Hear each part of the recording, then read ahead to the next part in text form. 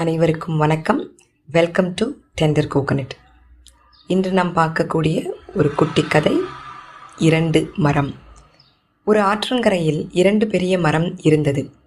அந்த வழியாக வந்த ஒரு சிட்டுக்குருவி மரத்திடம் கேட்டது, மழைக்காலம் தொடங்க இருப்பதால் நானும் என் குஞ்சுகளும் வசிக்க கூடு கட்ட அனுமதிக்க முடியுமா என்றது.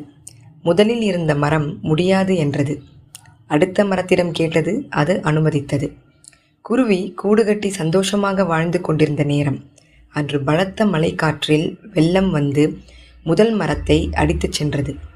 தண்ணீரில் இழுத்து செல்லும் பொழுது குருவி சிரித்து கொண்டே சொன்னது, எனக்கு வசிக்க கூடு கட்ட இடம் இல்லை என்று சொன்னதால் இப்பொழுது தண்ணீரில் அடித்து செல்லப்படுகிறாய் என்றது.